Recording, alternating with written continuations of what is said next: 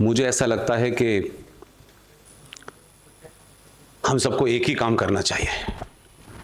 सबसे आसान काम है, हम सच बोलें और जोर से बोलें। इसके अलावा कोई रास्ता नहीं है। हमको शस्त्र उठाने हैं, ये सब कहना बहुत आसान है। हमको ये करना चाहिए, हमको वो करना चाहिए। जब समाज झूठ बोलना और झूठ सुनना ही चाहता हो, उस समाज से आप 10 किस्म के रास्ते उसे बताइए, वो तैयार नहीं होगा। हम दुनिया की एकमात्र लोग हैं जो पिछले 50 साल से झूठ को पूरे कॉन्फिडेंस के साथ सड़क पे बोलते हैं और उम्मीद करते हैं कि दूसरा भी झूठ बोले। इसलिए मैं इस मंच से अपनी हर सभा में भी 3 दिन पहले मैं 40 गांव से लौटा हूं। हमको ये कह देना बंद करना चाहिए, सारे धर्म बराबर हैं। पता नहीं कौन सा इतिहास पढ़ा है, कौन सी किताब पढ़ी है, 99% सनातनी हिंदू झूठ बोलता है और जिसे आप शत्रु कह रहे हैं वो 99 नहीं 100% सच बोलता है। उसने कभी कोई बात छुपाई नहीं। 10 लोगों के सामने बोलना हो, 5 वक्त बोलना हो, वो जोर जोर से साफ साफ बोलता है। अब आप इतने बीमार हो चुके हैं कि चाहते हैं कि आपका शत्रु भी झूठ बोले। वो नहीं बोल रहा झूठ। जितने भी आज की डेट में नैरेटिव हैं उन सब झूठे हैं। मेरा मानना है कि जो टॉपिक रखा है राष्ट्र की समस्या और समाधान, तो पहले तो यह समझ लें कि राष्ट्र क्या है, राष्ट्र को हम कैसे परिभाषित करते हैं, राष्ट्र को कौन चलाता है। हम सब लोग देश और राष्ट्र को एक ही बात समझते हैं और यह उम्मीद करते हैं कि 10 करोड़ 15 करोड़ लोग जो सरकार बनाते हैं, वो सरकार हमारे लिए सब कुछ करते हैं। ये उल्टा आपका रास्ता आपने तय किया है और इन 40-50 सालों में हम अपने शत्रु से भी कुछ सीखने को तैयार नहीं हैं। अगर किसी चीज के बारे में आपको नहीं पता है और आपका शत्रु बता रहा है तो कम से कम शत्रु से तो सीख लो। सिर्फ गाली देने से बात नहीं बनेगी। आप उनके बारे में आयतें बताओ, कुरान बताओ, ये बताओ, मोहम्मद बताओ, आयशा, सब बताओ, उसका कोई अर्थ नहीं है। आप मुझे बताएं, आम के जितने भी हमारे संगठन हैं, किसी विशेष का नाम नहीं ले रहा, सब एक नई थ्योरी क्रिएट क्यों करना चाहते हैं भाई? हर दुकान पे एक नई थ्योरी है, हर डॉक्टर के पास एक नया मरहम है, वो कहता है ये करो तो ठीक हो जाएगा, वो करो तो ठीक हो जाएगा। हम सुबह उठते हैं और सोते वक्त तक भी झूठ बोलते हैं। मंदिर मस्जिद एक ही है और ये हमारी वो लीडरशिप बोल रही है, ये मठ मंदिरों के बैठने वाले लोग बोल रहे हैं जो दिन भर रामायण, गीता, दुनिया जमाने की बात कर रहे होंगे। किसी व्यक्ति विशेष का स्वार्थ राष्ट्र का स्वार्थ नहीं हो सकता। अब मस्जिद की तुलना जब आप मंदिर से करते हैं, इस्लाम में मस्जिद पवित्र स्थल नहीं है। इस्लाम में मज़ारे हराम हैं, ओपन है, कहीं कोई कंफ्यूजन नहीं है। लेकिन आपके इस देश में, अफगानिस्तान में, पाकिस्तान में, बांग्लादेश में सब जगह मज़ारे हैं।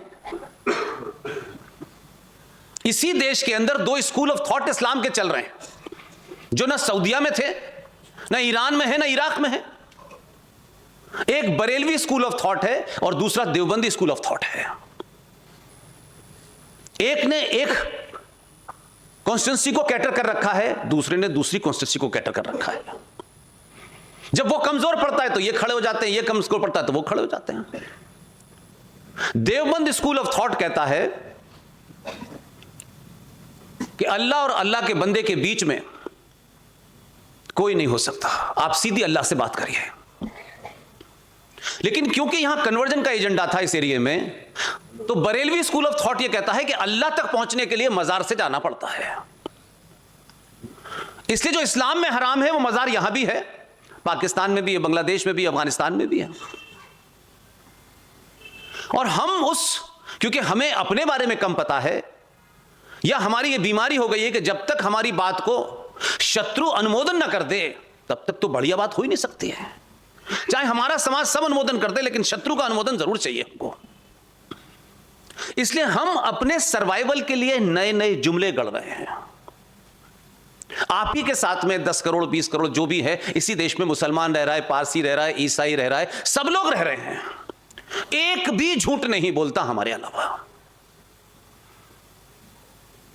और आप जब समस्या को जानते नहीं हैं तो उसकी बीमारी कैसे, उसकी दवा कैसे ढूंढेंगे? इसलिए हम कह तो सब कुछ सकते हैं, घंटों कह सकते हैं। इसलिए आपकी स्थिति ऐसी हो गई है, जब आप कहते हैं सारे धर्म बराबर हैं, तो धर्म का अर्थ हमारे साहित्य में, संस्कृति में, सभ्यता में, मान्यताओं में, परंपराओं में धर्म का अर्थ क्या है? धर्म का अर्थ पूजा पाठ नहीं है। धर्म रिलीजन का पर्यायवाची सिनोनिम्स नहीं है भाई। हमारे संस्कारों में धर्म का अर्थ होता है कर्तव्य, ड्यूटी। एक राजा का धर्म, एक मां का धर्म, एक पिता का धर्म, एक पुजारी का धर्म, हर एक का एक कर्तव्य, ड्यूटी है। उस ड्यूटी को निभाने को धर्म कहते हैं भाई। लेकिन महामूर्खों ने एक रिलीजन, कोई 1400 साल पहले पैदा हुआ, कोई 2000 साल पहले पैदा हुआ, ये सब पैदा होते हैं। एक ये भी विचार चला कि अकबर ने भी एक मजहब चलाया था, दीन-ए इलाही। अकबर कहां है और दीन-ए इलाही कहां है? ये मजहब, ये पंथ पैदा होते रहेंगे समय समय पर। और प्रकृति ये कहती है कि जो भी पैदा हुआ है उसका एक ना एक दिन समाप्त होना निश्चित है। अब अगर कोई तमिलनाडु में या कहीं कोई पागल आदमी, कोई पॉलिटिकल लीडर, सनातन को हम समाप्त कर देंगे, पूरा देश चे चे चे चे चे चे शुरू करता है। सनातन है क्या? किसी मंदिर से शुरू हुआ है क्या? किस सदी में शुरू हुआ सनातन? सनातन शुद्ध रूप से आज के मैगी खाने वाले बच्चे को समझाना है, सनातन मीन्स साइंस। इसलिए सनातन के पैदा होने की कोई डेट नहीं है, सनातन के पैगंबर की कोई डेट नहीं है। और जब सनातन पैदा ही नहीं हुआ है तो उसके मरने का प्रश्न कैसे उठता है? इसलिए जो बात कथाकारों को मठों में, मंदिरों में बतानी चाहिए थी, उन्होंने शब्दों का अनर्थ कर दिया है। हमारा मजाक उड़ाया जा रहा है। हमारी तुलना किन से हो रही है? जो ये कहते हैं हमें अल्लाह पे यकीन है, हम अल्लाह के अलावा किसी को नहीं मानते। मत मानो, हमने कब कहा मानो भाई? और अल्लाह जिसे वो सुप्रीम मानते हैं, 632 में मोहम्मद साहब चले गए थे। आप उनका कंट्राडिक्शन देखिए ओपनली। जहां आपको हिट करना चाहिए वहां हिट नहीं कर रहे।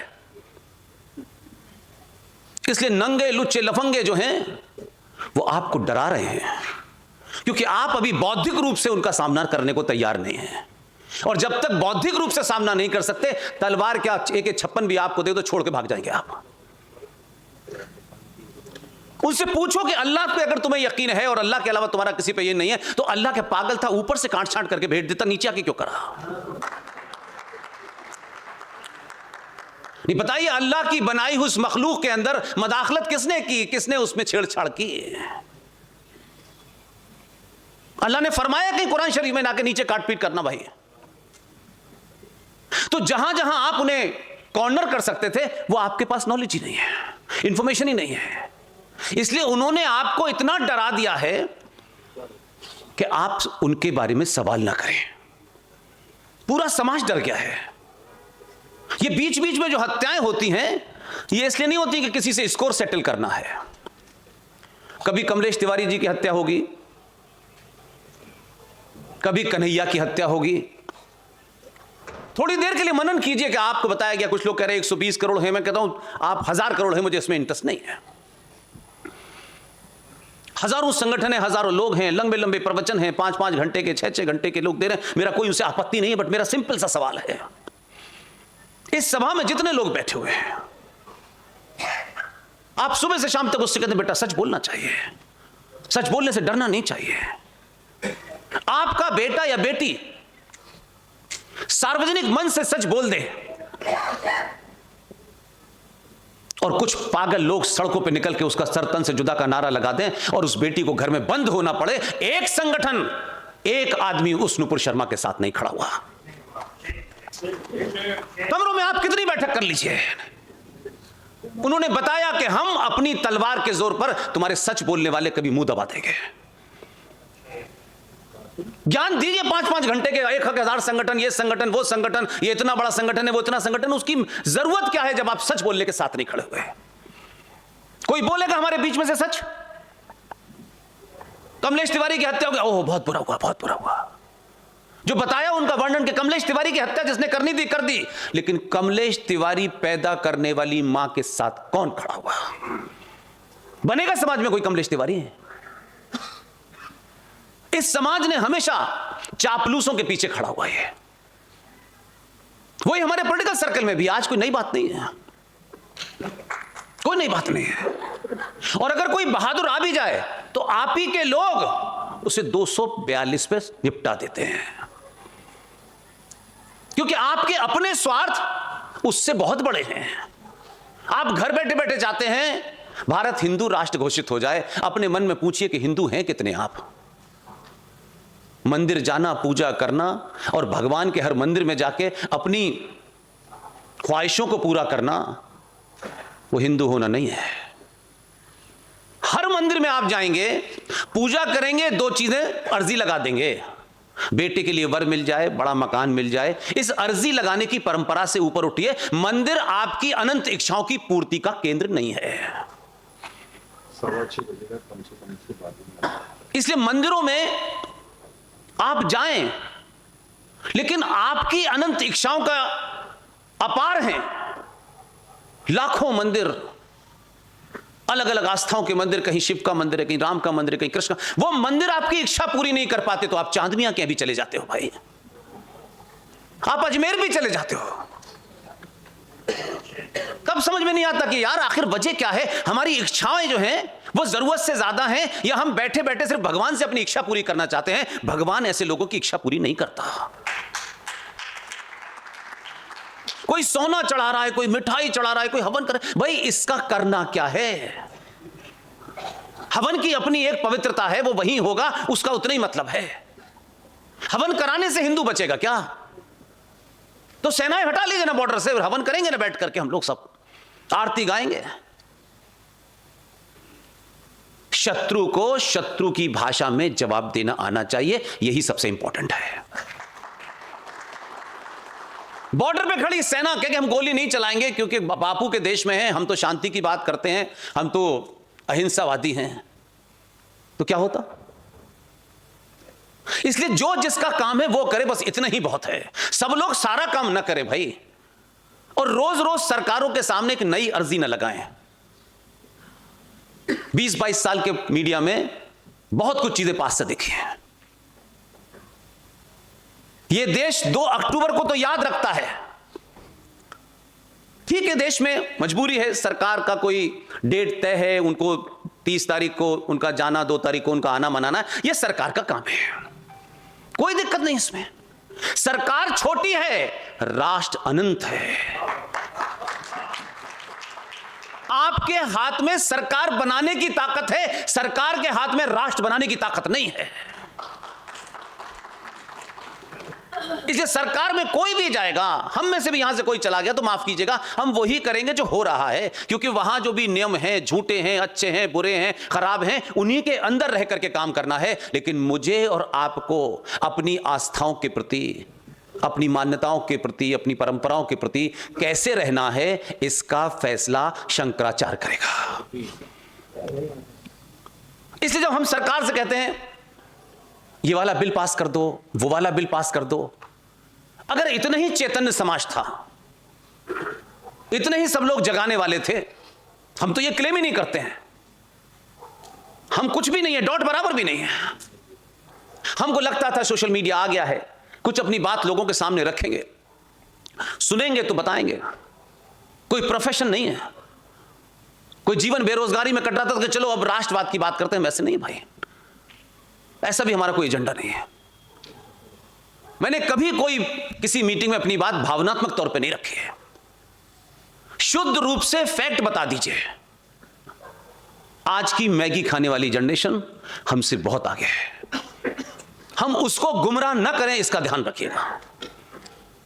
आप ये चाहते हैं कि बच्चा मंदिर चला जाए, मंदिर नहीं जाता, ये कहने में तो बड़ा अच्छा लगता है घर में, लेकिन भाई 2 किलोमीटर तक लाइन लगा के खड़े होकर के जब वो बच्चा मंदिर में जाता है, 10 सेकंड में पंडित जी उसे आगे भगा देते हैं।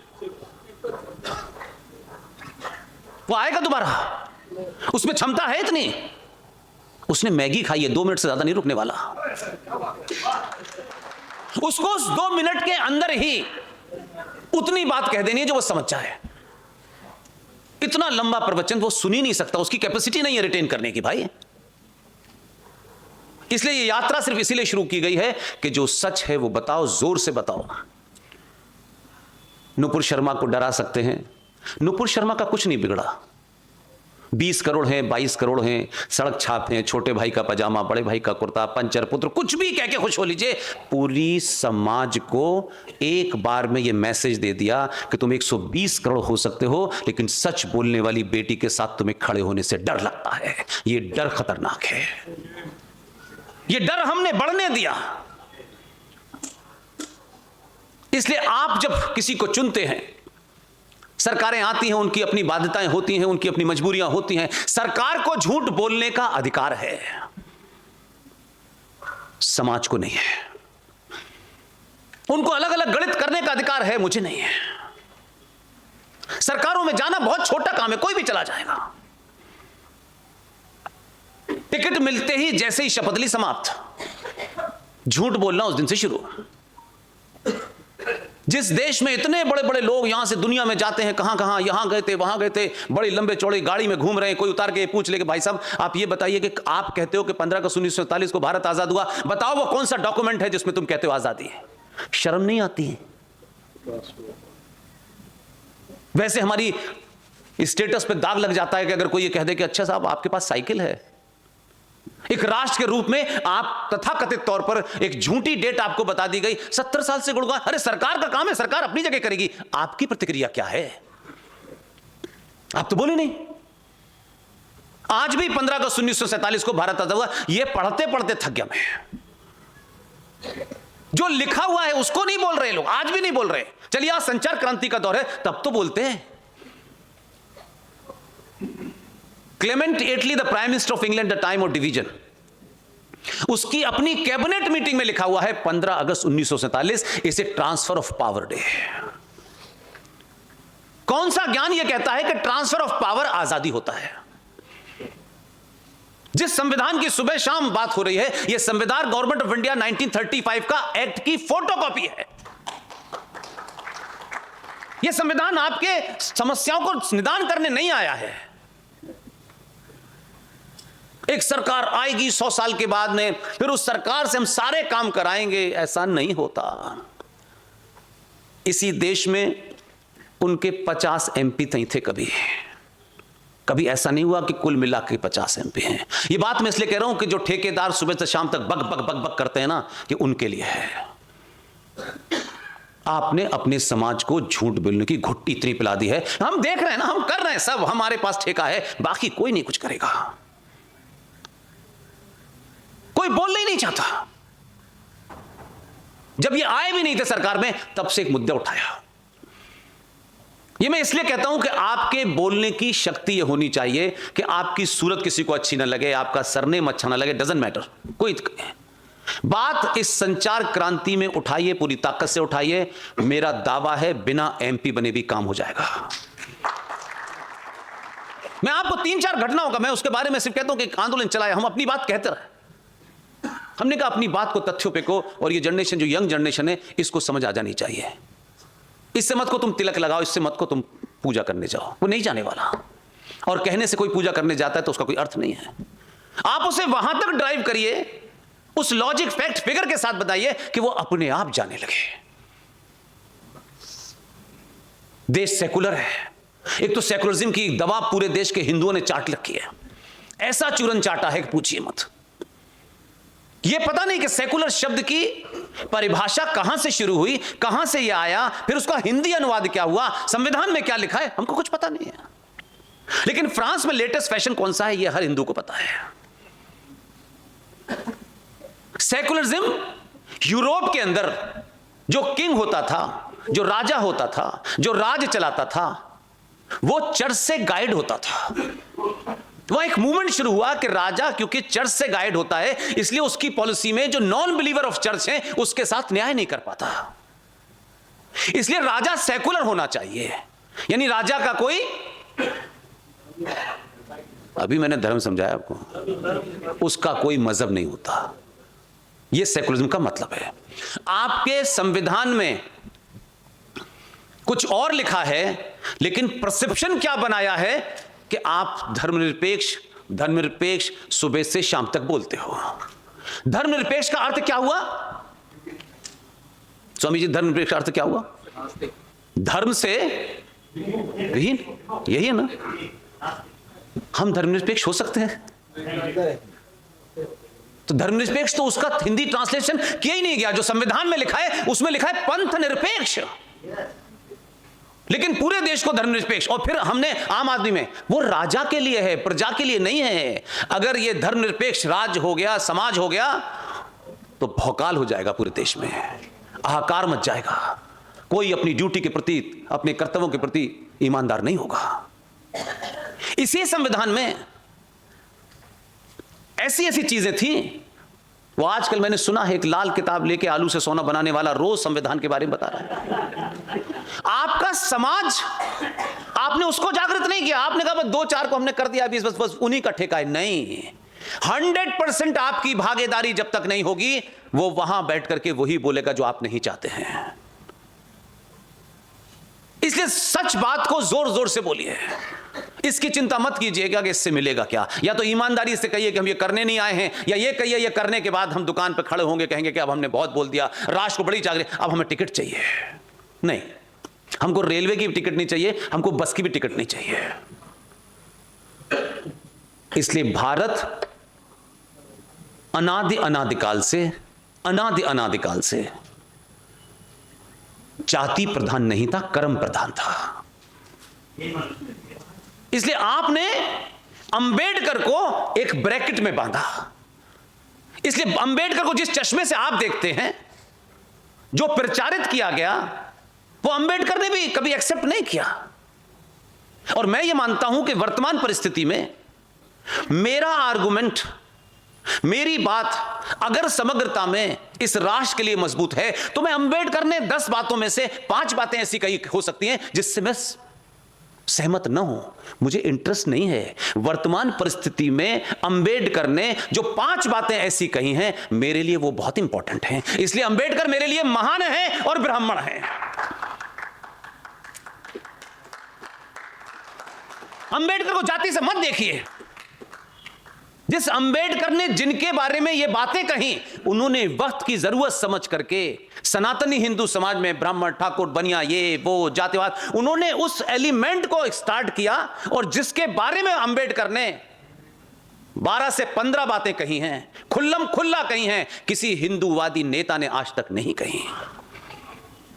बड़े से बड़े हिंदूवादी ने नहीं कही, बड़े से बड़े सेकुलर ने नहीं कही, बड़े बड़े विद्वानों ने यह बात नहीं कही। और ऐसा नहीं था कि वो किताब कोई अमेरिका में रखी हुई थी, आपके बीच में थी। लेकिन आप पढ़ने से पहले सोचते थे इसको क्यों पढ़ें यार, अंबेडकर है, मेरे उसमें ये कोई खाना नहीं है। अंबेडकर अपनी किताब जो उन्होंने लिखी है, जीते जी लिखी है, मरने के बाद नहीं लिखी है। उस किताब में इस्लाम के बारे में क्या क्या बोला है, मैं कह रहा हूं आज 100 भी आप हिंदूवादी खड़े कर दीजिए, एक शब्द नहीं बोल सकते। और अंबेडकर संविधान के लिए क्या करके गए, यह भी हमको पता नहीं है। और क्योंकि आप ही के लोग जब वहां जाते हैं तो वो यहां से भी पैदल होते हैं, इसलिए तर्क का जवाब तर्क से नहीं दे पा रहे। आज की नई जनरेशन फैक्ट जानना चाहती है, फैक्ट को सही तरीके से बताइए, अपने स्वार्थों के हिसाब से मत बताइए। यह बदलाव पूरे देश में उसी जनरेशन के कारण हो रहा है। अंबेडकर, अब सोचिए कि जब संविधान पूरा बन गया, कंप्लीट हो गया, क्योंकि उस परिवार से मैं मिला हूं इसलिए मैं पूरी ताकत के साथ यह बात कहता हूं, लेकिन यह बात तो बहुत पहले उठनी चाहिए थी, मेरे पैदा होने से पहले उठनी चाहिए थी। मुझे तो जिस दिन पता चला उसके बाद कोई सभा ऐसी नहीं है जहां मैं ये नहीं बोलता हूं। अंबेडकर, संविधान, डिबेट सब कुछ हो गई। अब आजकल सेकुलरिज्म की भी बहुत डिबेट हुई, उस समय भी संविधान में बहुत सारी डिबेट हो रही थी। सेकुलरिज्म पे खूब डिबेट हुई है, कोई ये सेकुलरिज्म 1976 वाला मामला नहीं है, ये तो 76 में रात के अंधेरे में उन्होंने डाल दिया कि भारत सोशल और सेकुलर हो गया। मैं उससे पहले की बात बता रहा हूं। उसमें अयंगर जी थे, नेहरू जी थे, पटेल थे, ये सारे लोग उसमें थे, उसमें अंबेडकर भी थे। सेकुलरिज्म पे उस वक्त भी चर्चा हुई। सबसे ताकतवर, सबसे मजबूत आर्गुमेंट अंबेडकर का था। चारों ने सेकुलरिज्म को रिजेक्ट कर दिया, अयंगर, नेहरू, सबने रिजेक्ट कर दिया कि नहीं नहीं इसकी जरूरत नहीं है। लेकिन आप कॉन्स्टिट्यूएंट असेंबली की डिबेट को पढ़ेंगे जाके तो अंबेडकर क्या कहते हैं। आप अंबेडकर को जब देखें तो अंबेडकर कहते हैं कि भारत अनादिकाल से भारत भूमि में अनेक पंथ, अनेक मजहब, अनेक लोग आए, उन्होंने क्या पूजा की, उनके पूजा घर कैसे हैं, कोई ऐसा इतिहास नहीं मिलता कि भारत की भूमि पर किसी दूसरे मजहब के मानने वालों का या तो उनका पूजा का स्थल तोड़ा गया हो या उनकी हत्या कर दी गई हो। कोई ऐसी पिछले हजारों सालों में हमें मिसाल नहीं मिलती। इसलिए सेकुलर शब्द को भारत के संविधान में डाल करके इस भूमि को, जिस भूमि में सेकुलरिज्म पैदा हुआ है, सनातनी के खून में और भारत भूमि में अपने आप सेकुलरिज्म है, इसलिए सेकुलर शब्द को संविधान में लिख करके इस समाज को, इस सभ्यता को छोटा मत कीजिए। ये उनका आर्गुमेंट है। और वही जिनके बारे में वो ऐसे थे वैसे थे, ठीक है, वो रावण वावड़ टाइप के का तो जीत जाते हो अम्बेडकर के नाम से, वो एक पॉलिटिकल एजेंडा है, मैं उस पर नहीं जाना चाहता। लेकिन इसी संविधान के अंदर doctor Rajendra Prasad, constitution assembly के अध्यक्ष, अंबेडकर ड्राफ्टिंग कमेटी के चेयरमैन, आप सोचिए कि दो लोगों की बातचीत। आज जिस समस्या से हम जूझ रहे हैं, हम अपने बच्चों को जब बताते हैं तो बच्चे देखते हैं, वो कहते हैं नहीं नहीं नहीं आपका कोई एजेंडा है, आप किसी के खिलाफ हैं, क्योंकि हम उसको फैक्ट नहीं बता पा रहे, क्योंकि हमको ही नहीं पता। अंबेडकर ने राजेंद्र प्रसाद से कहा कि भारत के संविधान के पहले पन्ने की पहली लाइन है इंडिया दैट इज भारत, यही है ना। उस पे डॉक्टर राजेंद्र प्रसाद कहते हैं कि इंडिया दैट इज भारत तो है, लेकिन इस संविधान में इंडिया है, भारत कहां है। संविधान सभाएं सब पूरी हो चुकी हैं, ये उसके बात की बात है। तब अंबेडकर का यह थॉट था कि क्या हजारों हजारों साल से ये जो सभ्यता चल रही है, इसमें राजकाज कैसे चलता था, क्या किसके अधिकार थे, क्या किसके अधिकार नहीं थे, राज्यों के अधिकार क्या थे, केंद्र क्या था, व्यापार क्या था, हमारे फंडामेंटल राइट क्या थे, क्या हम उस सभ्यता के कुछ चिन्हों को लेकर के इसमें डाल देंगे तो हम उस सभ्यता से भारत के संविधान को जोड़ देंगे। दोनों एग्री कर गए और यह बात किसी को नहीं बताई। और उसके बाद बंगाल के शांति निकेतन में सबसे बड़े और सबसे बेहतरीन उस समय के आर्टिस्ट नंदलाल बोस को बुलाया गया और उनसे कहा गया कि समय कम है, ये संविधान की कॉपी आप ले लें और इस संविधान के चैप्टरों को पढ़ें और हमारी सभ्यता के उस समय के क्या क्या चिन्ह हो सकते हैं इसमें डालते हैं। नंदलाल बोस ने अपने सबसे कम उम्र के 20 साल के थे वो उस समय, 20 से 21 साल की उम्र थी उनकी, उन्होंने अपने उस शिष्य राम मनोहर सिन्हा जो जबलपुर के रहने वाले हैं, जिनका देहांत 2007 में हुआ है, उनसे कहा कि इन चित्रों को इसमें डालना है, क्योंकि अभी संविधान दिवस गया है, अभी कुछ दिन पहले। और उस पर चर्चा करने के बाद आप यकीन मानिए यह सवाल संसद में उठाना चाहिए था जब संविधान बदलने की बात हो रही थी कि संविधान के बनने के आपने तो 15 दिन में संविधान बदल दिया था, नहीं उठाया किसी ने। संविधान के पहले पृष्ठ पर जहां इंडिया दैट इज भारत लिखा हुआ है, ज्ञान व्यापी आपने सुना होगा नाम, विष्णु शंकर जैन, जैन परिवार का, जिसे भारत की संसद ने माइनॉरिटी घोषित किया है, जो 95 से 92 लाख लोग जैन हैं उन्हें माइनॉरिटी घोषित किया है।